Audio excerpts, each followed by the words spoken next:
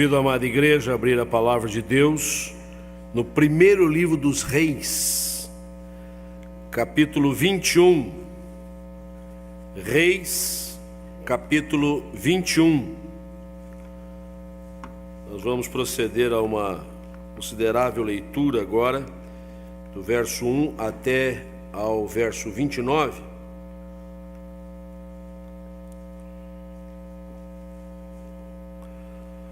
Primeiro livro dos Reis, capítulo 21, começando do versículo 1.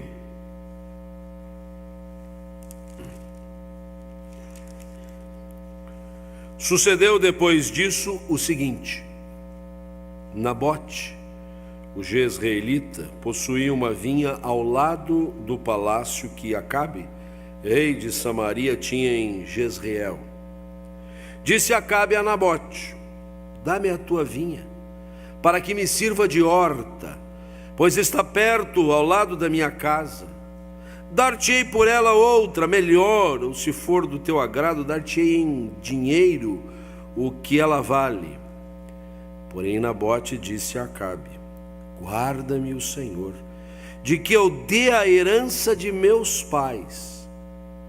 Então Acabe veio desgostoso, indignado para sua casa, por causa da palavra que Nabote, o jezreelita, lhe falara, quando disse: não te darei a herança de meus pais. E deitou-se na sua cama, voltou o rosto e não comeu pão.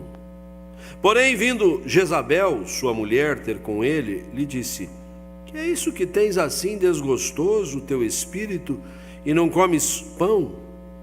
Ele respondeu: porque falei a Nabote, o jezreelita, e lhe disse: dá-me a tua vinha por dinheiro, ou se te apraz, dar-te-ei outra em seu lugar. Porém ele disse: não te darei a minha vinha. Então Jezabel, sua mulher, lhe disse: governas tu com efeito sobre Israel? Levanta-te, come, alegra-se o teu coração, eu te darei a vinha de Nabote, o jezreelita. Então Jezabel escreveu cartas em nome de Acabe, selou-as com o sinete dele, e as enviou aos anciãos e aos nobres que havia na sua cidade e habitavam com Nabote. E escreveu nas cartas dizendo: apregoai um jejum e trazei Nabote para a frente do povo. Fazei sentar defronte dele 2 homens malignos, que testemunhem contra ele, dizendo: blasfemaste contra Deus e contra o rei. Depois levai-o para fora e apedrejai-o para que morra.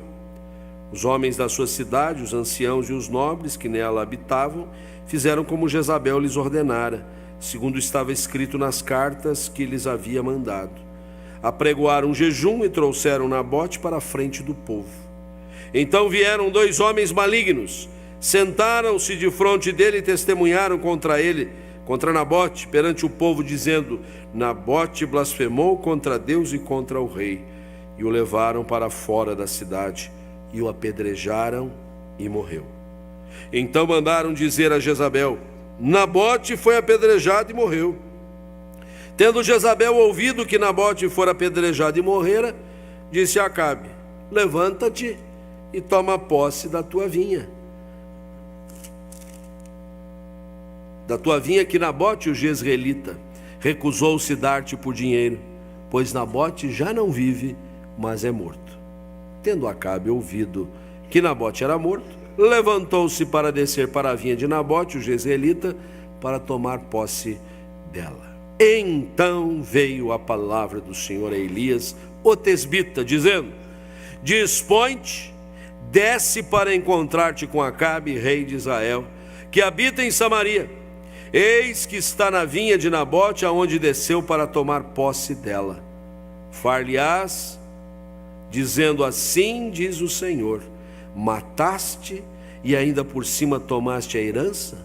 Dir-lhe-ás mais: assim diz o Senhor, no lugar em que os cães lamberam o sangue de Nabote, cães lamberão o teu sangue, o teu mesmo.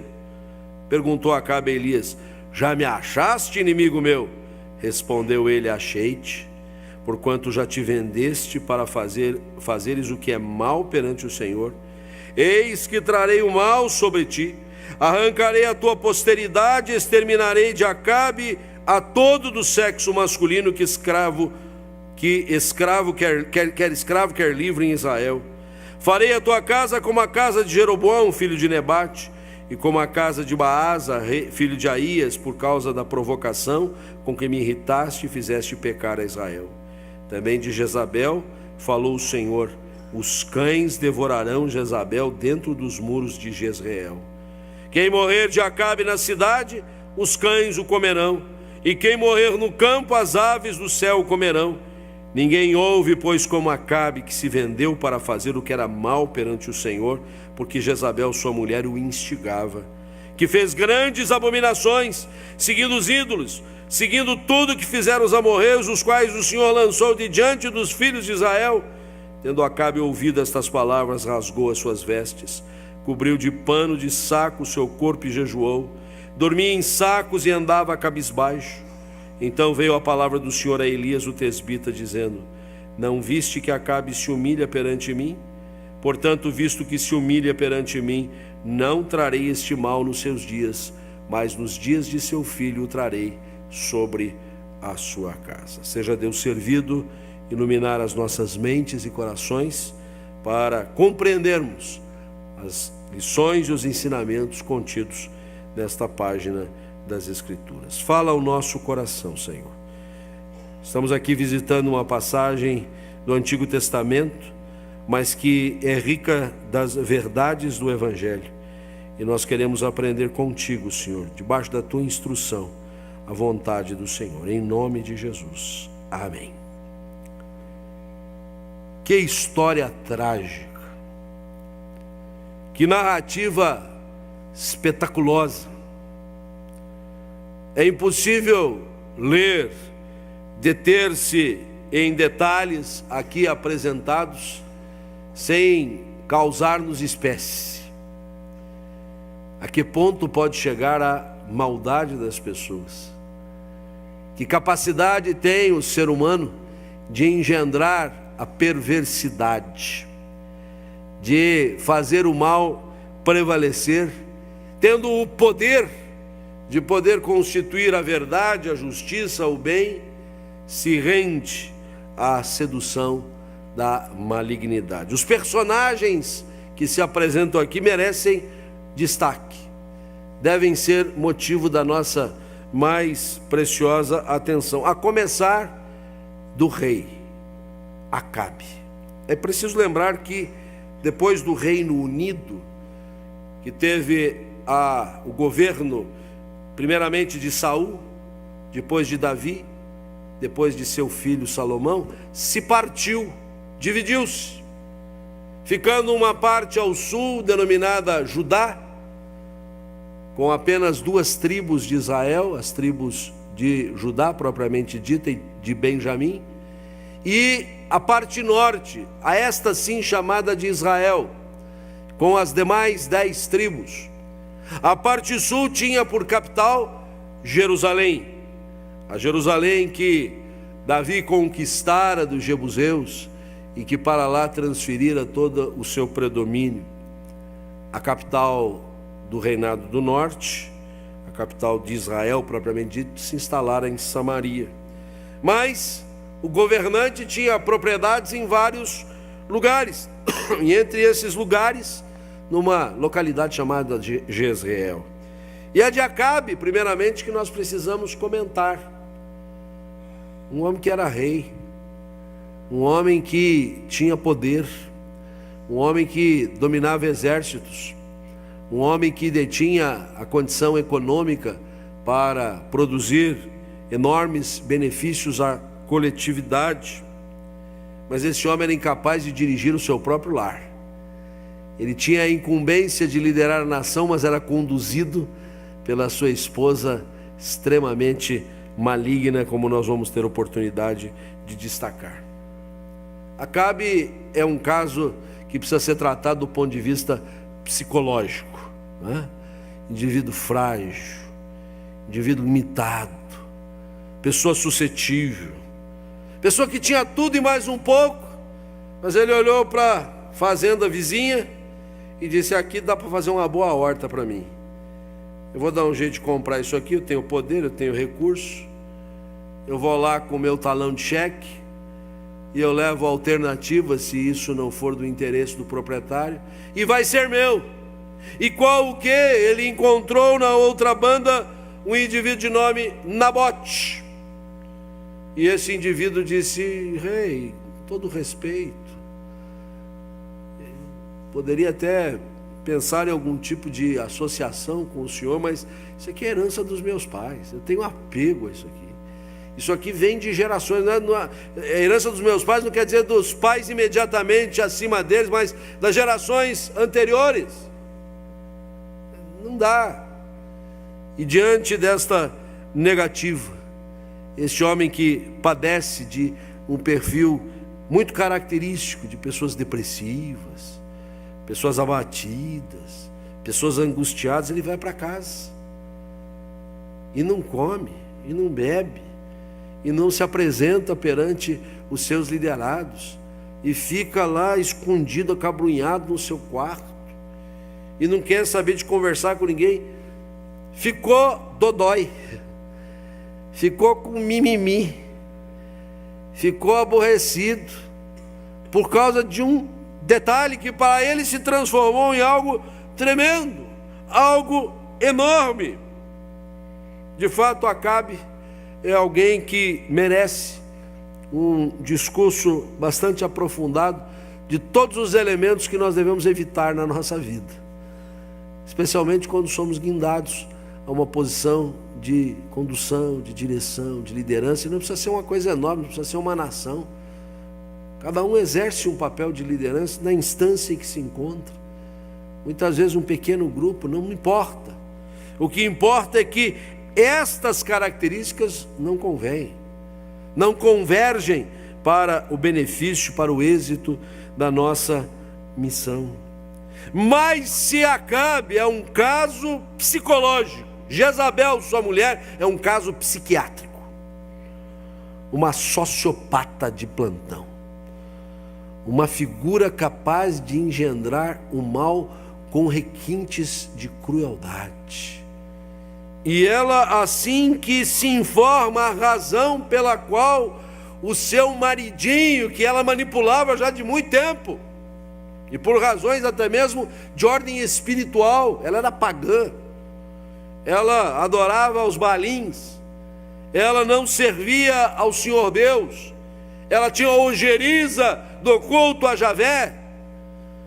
Esta mulher então disse: você não governa Israel, quase que dizendo assim, seu frouxo, mas deixa comigo, você ainda vai continuar a governar Israel com muita excelência.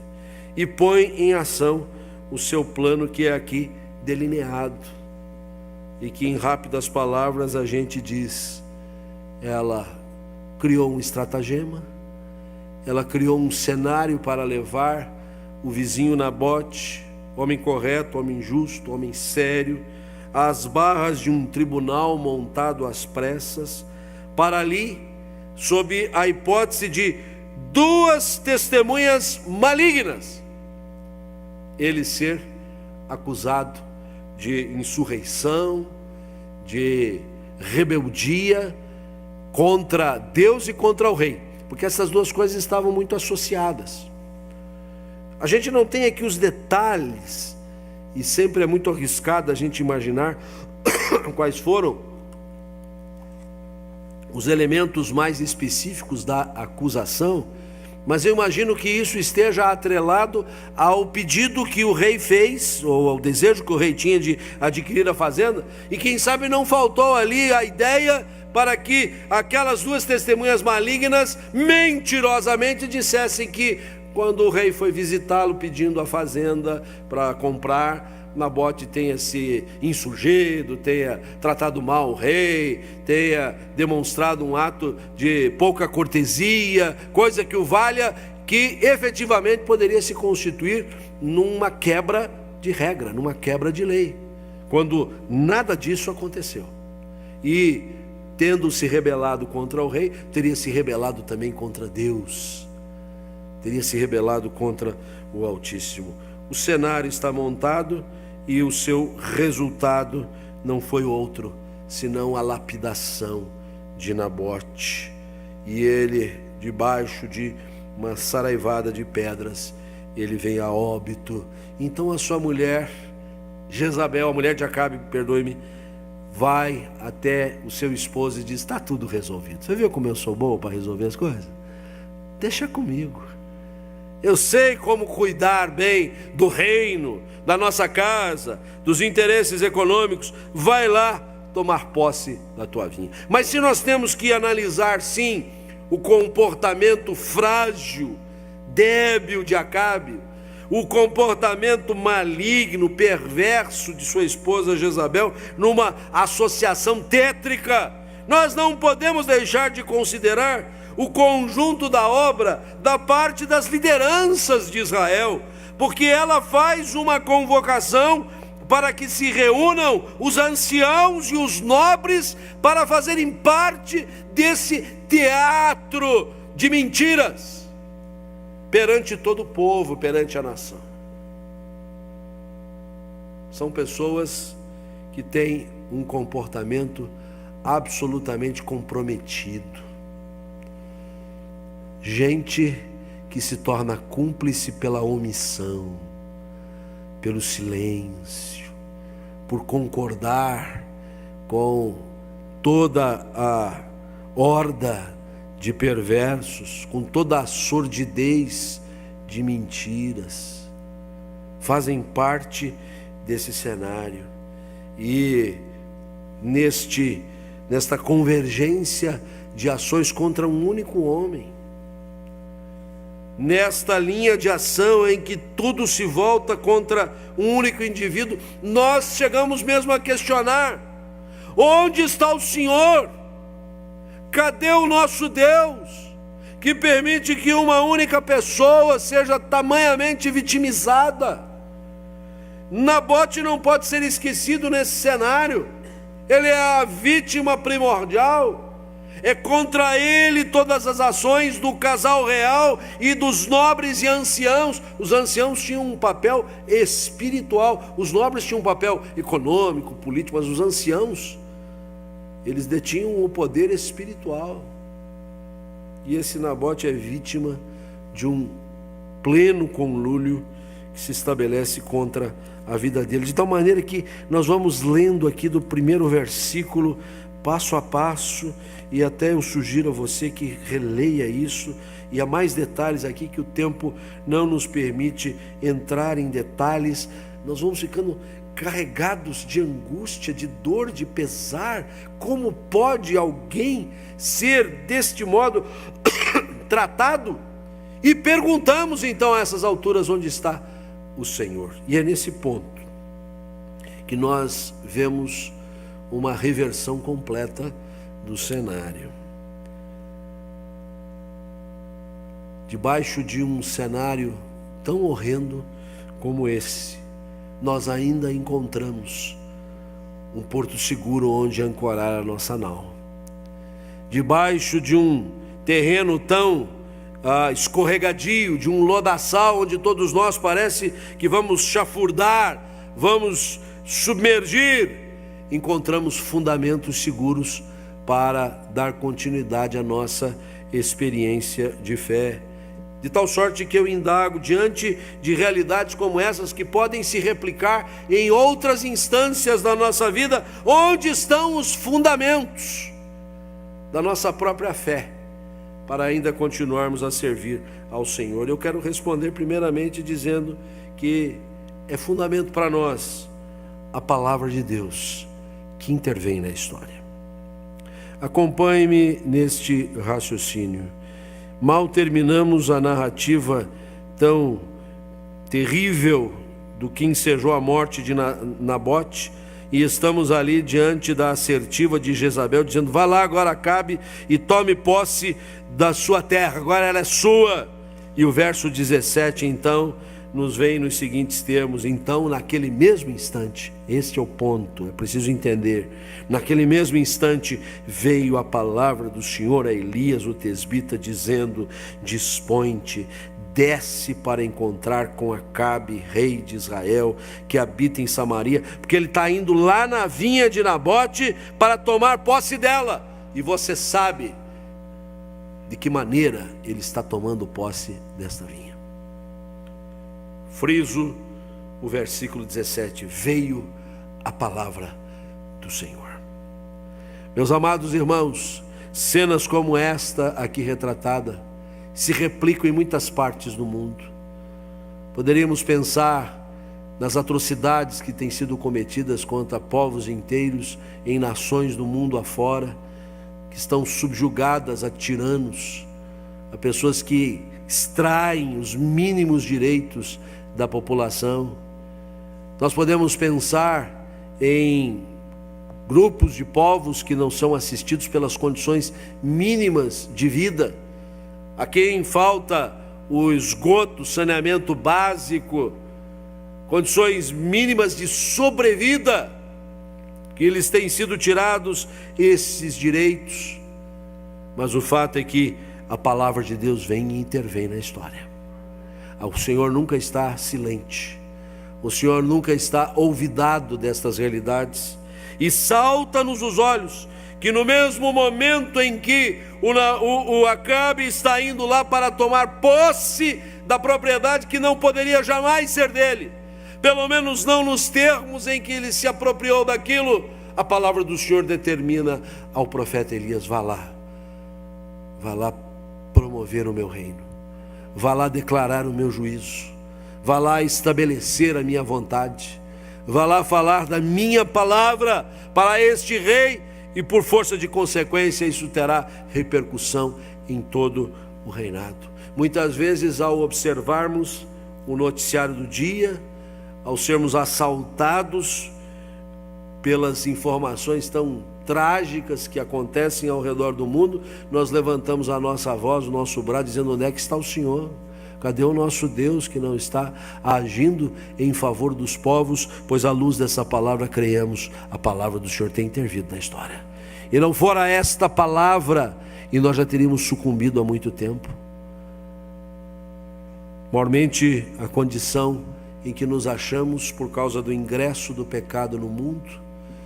E desde o jardim do Éden, essa tem sido a nossa trágica história, mas a intervenção do Senhor se fez acontecer. Em promessa ainda lá no jardim, quando o Senhor anunciou que viria o descendente da mulher, como prova da sua intervenção na história, quer no Evangelho, quando esta promessa se cumpre, e o Filho de Deus, o Verbo eterno, o Verbo da vida, como afirmamos no início do culto, se fez carne, habitou entre nós, vivenciou a nossa realidade, foi as últimas consequências na cruz do Calvário, onde derramou o seu precioso sangue que nos purifica dos nossos pecados. É a palavra de Deus intervindo na história. É a palavra de Deus intervindo de maneira encarnada, mas a palavra de Deus também intervindo pela voz, pela palavra dos seus profetas, dos seus apóstolos, dos homens de Deus que Ele tem levantado ao longo da história para, dedo em riste, apontar os pecados dos homens, para não intimidados enfrentarem autoridades e governantes.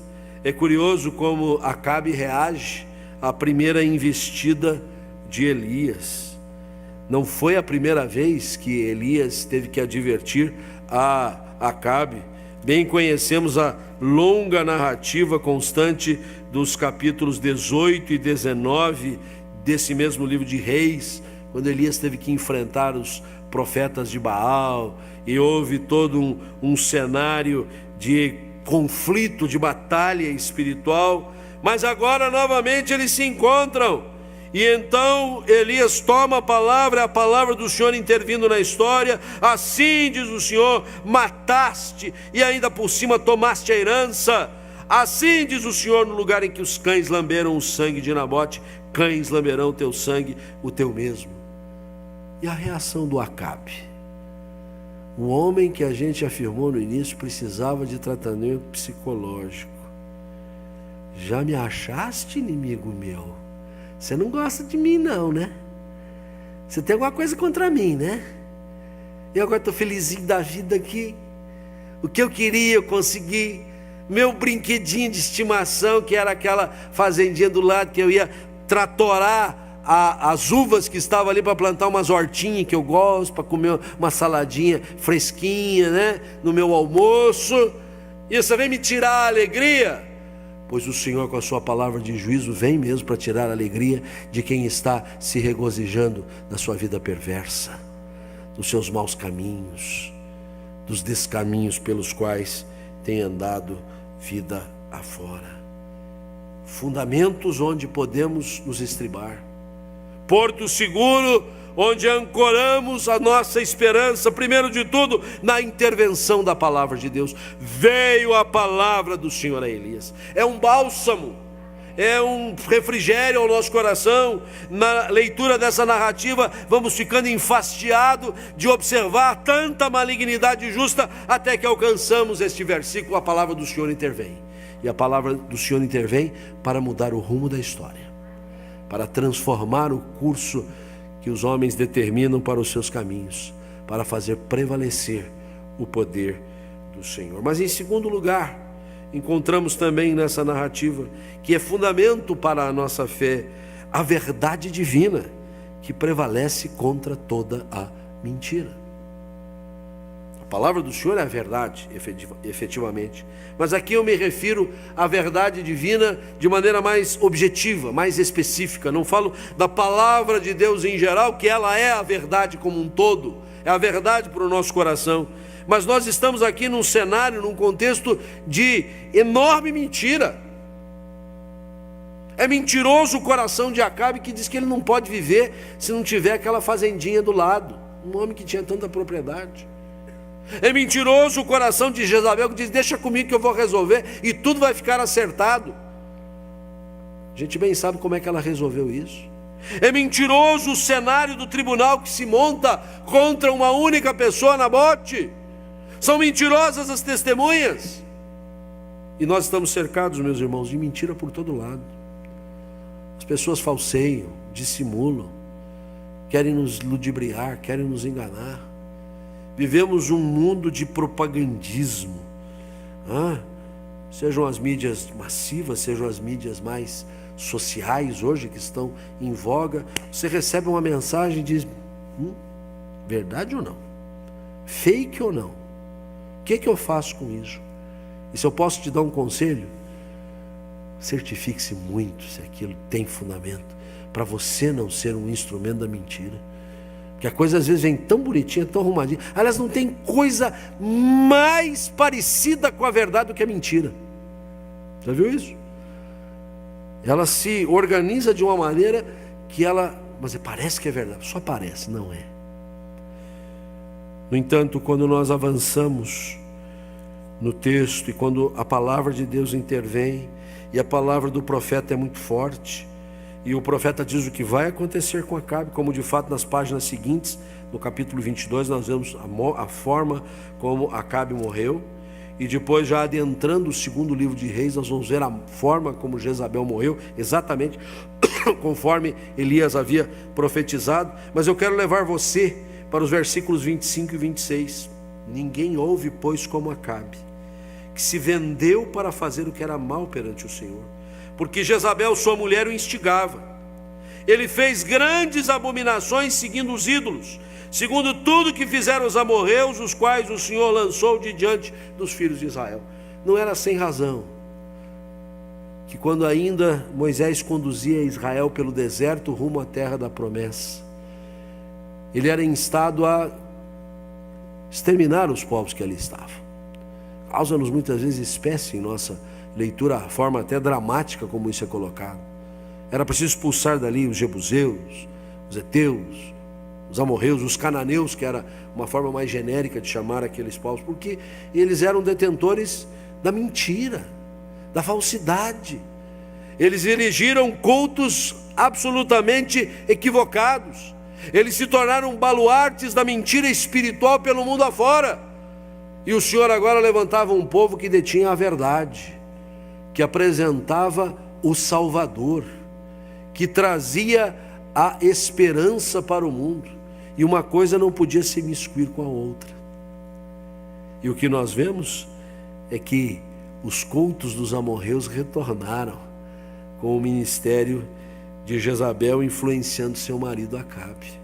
No entanto, a palavra profética é severa e é dura, e dizendo: isso vai ser exterminado. A verdade divina sempre vai prevalecer contra a mentira dos homens, contra a mentira do maligno, porque ele é o pai da mentira. Nós não estamos à mercê do controle do pai da mentira. Nós estamos sob a égide dos esforços do nosso Deus, que é Deus da verdade.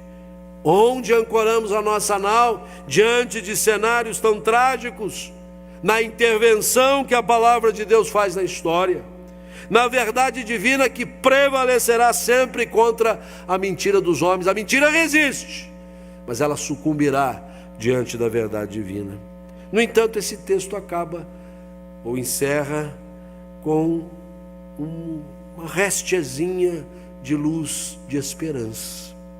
Porque ao ter ouvido essa palavra tão dramática, tão forte, tão severa, o rei Acabe, que começara reagindo de maneira quase que insolente diante do profeta: já me achaste, inimigo meu, já veio tirar o meu prazer, você é um grande desmancha-prazer.